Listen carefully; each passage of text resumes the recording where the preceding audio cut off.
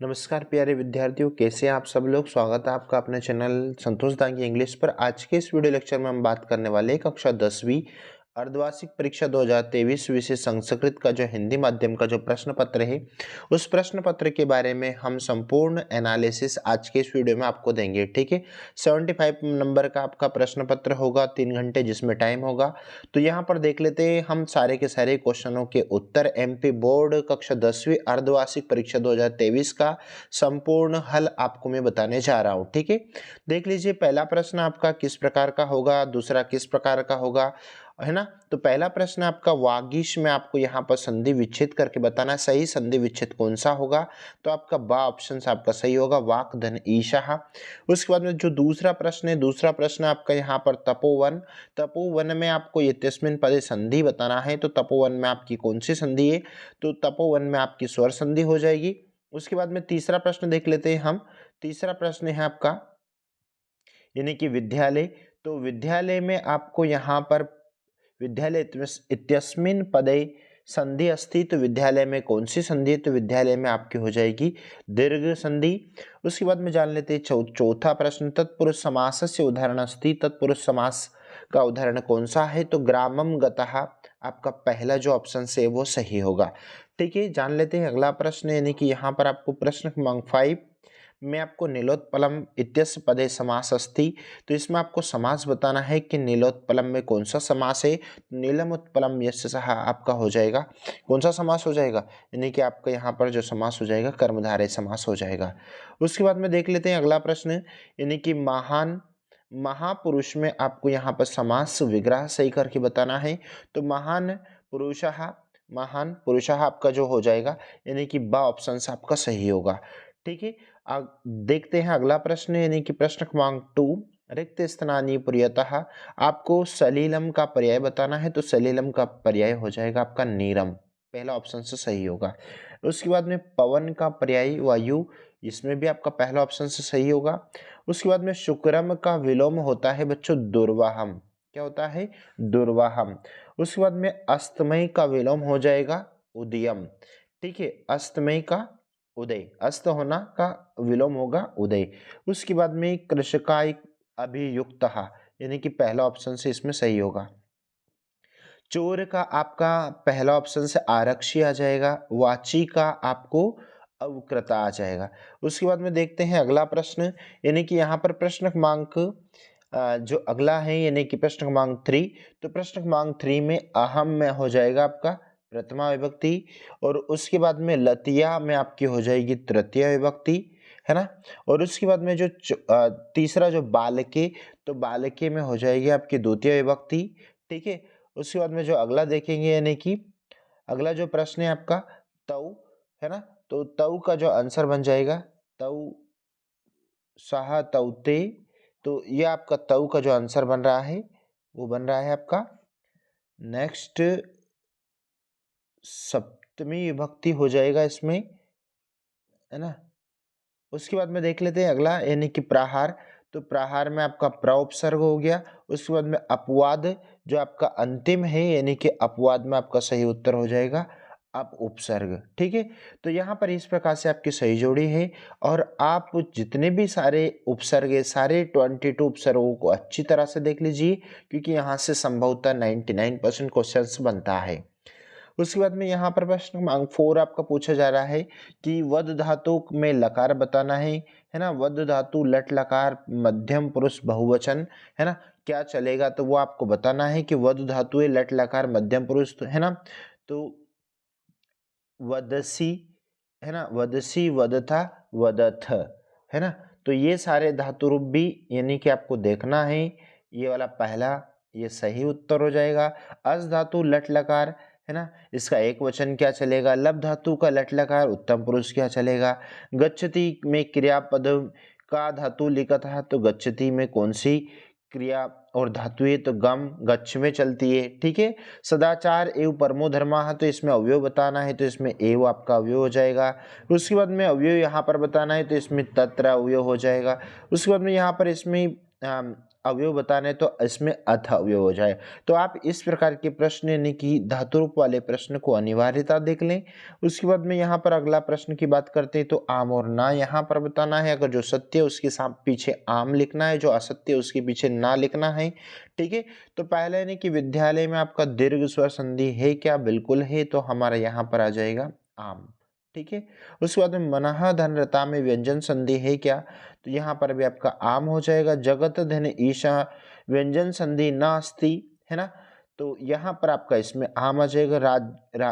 राजपुरुष है, राज्ञा पुरुष, तत्पुरुष समास आम आ जाएगा। यथाशक्ति शक्तिमंती क्रम में, है ना, तो अव्यवभाव समास ये भी आपका सत्य हो जाएगा यानी कि आम। पंच नाम वटा नाम, तो ये आपका ना आ जाएगा यहाँ पर।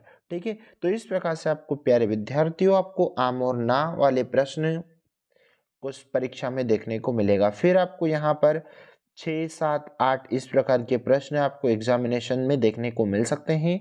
आगे यहाँ पर प्रश्न क्रमांक 12 वाच्य परिवर्तन करके कर्मवाच्य से कर्तवाच्य में और कर्तवाच्य से कर्मवाच्य में आपको यहाँ पर प्रश्न देखने को मिलेंगे। उसके बाद में प्रश्न क्रमांक 13 आपको किसने क्या कहा, इस प्रकार के प्रश्न आपको एग्जाम में आ रहे। रे रे धूर्त त्वया मह्यम पुरा व्याघ्र दत्तम कथयति, ये वाला प्रश्न भी आपको परीक्षा में देखने को मिलेगा। प्रश्न क्रमांक 14 में आपको यहाँ पर प्रश्न निर्माण कृता, यानी कि यहाँ पर आपको प्रश्न का निर्माण करना है ना, यानी कि शब्दों से मिलकर आपको कोई भी का शब्द, कश शब्द, है ना, या जो भी शब्द हैं इनसे आपको प्रश्न का निर्माण करना है। उसके बाद में जान लेते हैं अगला प्रश्न नंबर 15, यानी कि अशुद्ध वाक्य को शुद्ध करना है। तो ये अशुद्ध और शुद्ध वाले भी मैंने वीडियो डाल रखा है, चैनल पर जाइएगा, संतोष दांगी इंग्लिश चैनल पर जाइए और A to Z जितने भी सारे एग्जाम्स हैं, सारे एग्जाम के फुल सॉल्यूशन, है ना, फुल सॉल्यूशन आपको चैनल पर 100% मिलेगा। संतोष दांगी इंग्लिश चैनल पर जाइए, वीडियो को लाइक करो, ज़्यादा से ज़्यादा दोस्तों मित्रों में शेयर करो ताकि एक एक बच्चों तक इसका संपूर्ण हल पहुंच सके। ठीक है, और सभी एग्जाम के फुल सॉल्यूशन अगर आप देखना चाहें तो आप चैनल पर पहुंच जाइए। ठीक है, उसके बाद में यहाँ पर प्यारे विद्यार्थियों अगला जो प्रश्न नंबर 16 आपका आ रहा है, यानी कि गद्यांश पद्यांश वाला प्रश्न, ग्रामस्य नाम किम आसीत् तो देवलाख्यो, यानी कि पहले का आंसर हो जाएगा ये। उसके बाद में जो दूसरा प्रश्न है, तत्र राजसिंह नाम का वस्ति स्मः, तो राजसिंह नाम राजपुत्र वस्ति स्मः, यानी कि ये दूसरे प्रश्न का उत्तर है। बुद्धिमती द्वय पुत्र द्वयोपेता कुत्र चलिता, जो बुद्धिमती थी वो अपने दोनों पुत्रों को लेकर कहाँ चलती थी, तो वो चलती थी अपने पिता के घर, यानी कि पितृगृह, है ना। इस प्रकार से आपका ये अनसीन पैसेज हुआ। अगर इसके अथवा में अगर ये वाला पैसेज आता है तो देखते हैं यहाँ पर हम, यहाँ पर कृषकः किम करोति स्मः, तो क्षेत्र कर्षणम, है ना, किसान क्या कर रहा था, यानी कि वह खेत हाँक रहा था, तो क्षेत्र कर्षणम पहले प्रश्न का उत्तर हो जाएगा। दूसरा प्रश्न, कृषकः कति बलिवर्दा आसितः, तो शरीरेण, वह शरीर से दुर्बल था, तो ये आपका दूसरा प्रश्न का उत्तर। उसके बाद में तीसरा प्रश्न, वृषभः दीन इति जानापि कः तत्र न अनाशितः, तो ये वाली जो लाइन्स हैं आपकी, इतनी लाइन लास्ट में दुर्बलः, ये आपका सही और राइट उत्तर होगा। फिर 17 यहाँ पर विचित्रे खलु संसारे नास्ति किंचित न अर्थकम अश्वच्छेद धावने वीरः भारत भारस्य वहने खरा, ये श्लोक से हैं जिसके आंसर आप विचित्रे खलु संसारे किम नास्ति, तो आपका सही उत्तर हो जाएगा, यानी कि आपका सही उत्तर हो जाएगा ये वाला, इतना आपको आंसर्स देना है। उसके बाद में जो दूसरा प्रश्न है, कुत्र किंचित अर्थनम नास्ति, है ना, तो आपका विचित्र आ जाएगा। तीसरे में आपका यहाँ पर का धावने वीरहस्ति, तो का धावने वीर यानी कि अश्वच्छेद आपका उत्तर हो जाएगा।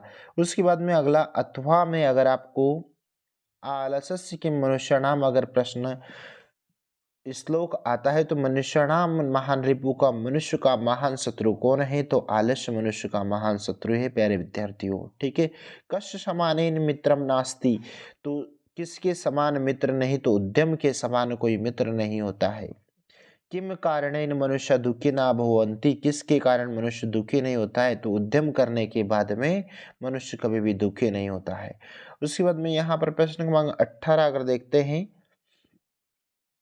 वनस्य समीपे कः वहितः, तो वन के समीप कौन बहती है, तो नदी, तो एवेकः नदी बहती है ना। तो यहाँ पर आपका ये पहले प्रश्न का उत्तर है। सुखे ने कहा विश्राम्यति, है ना। तो यहाँ पर एक सिंहा विश्राम्यति, ये दूसरे प्रश्न का उत्तर है। ये पहले प्रश्न का उत्तर है। क्रुद्धः सिंह तम पृथ्वम इच्छति, तो यानी सिंहा आपका यहाँ पर तीसरे प्रश्न का उत्तर होगा। उसके बाद में प्रकृति माता अहम प्रकृति, ये वाला गद्यांश है। सर्वेषां जननी कहा, तो प्रकृति माता सबकी जननी होती है। सर्वे कस्य प्रियः, सर्वे कस्य प्रियः, तो यहाँ पर यूयम सर्वेषां, इतना आपको उत्तर लिखना है। प्रकृति माता कृति कस्य महत्वम विद्यते, है ना।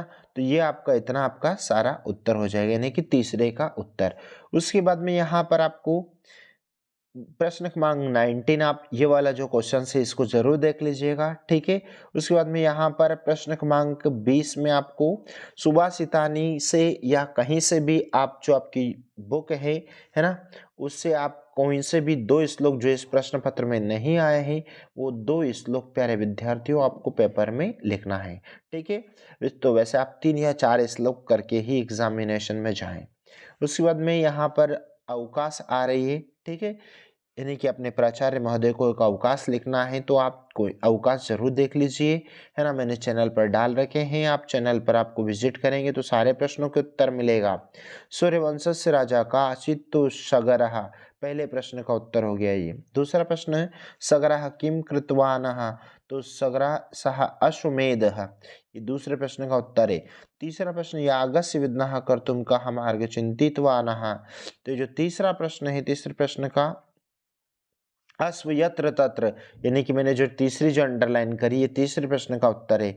उसके बाद में देख लेते हैं, ये वाला तीसरे प्रश्न का उत्तर है। चौथा प्रश्न यानी कि ध्याने का आशितः, किसके समान ध्यान होना चाहिए, तो तदा मुनि तपः कुर्वन् ध्याने आशितः, ये आपका अंतिम प्रश्न का उत्तर है। फिर प्रश्न क्रमांक 23 अगर देखते हैं, तो किसी एक विषय पर संस्कृत भाषा महत्वम पुस्तकम पर्यावरण महाकवि कालिदास, किसी एक टॉपिक पर आपको लगभग 10 से लगाकर तो 15 लाइनें आपको इसमें यहाँ पर निबंध की लिखना है। निबंध भी अगर आपको देखना है तो संतोष दांगी इंग्लिश चैनल पर जाइए और वहाँ पर आपको संपूर्ण हल, जितने भी सारे एग्जाम्स हैं, सारे के सारे एग्जाम के फुल सॉल्यूशन और 100% आंसर्स अगर आपको देखना है तो प्यारे विद्यार्थियों आप चैनल पर जाइए, संतोष दांगी इंग्लिश चैनल को सर्च करें और चैनल को ज़्यादा से ज़्यादा लाइक करें, ताकि जितने भी सारे बच्चे हैं जो एमपी बोर्ड कक्षा 10वीं की तैयारी कर रहे हैं उनको तक संपूर्ण हल और सारे रियल सॉल्यूशन उन तक पहुंच सके। मिलते हैं नए वीडियो के साथ में, तब तक के लिए जय Hind, Vande Mataram, thank you so much.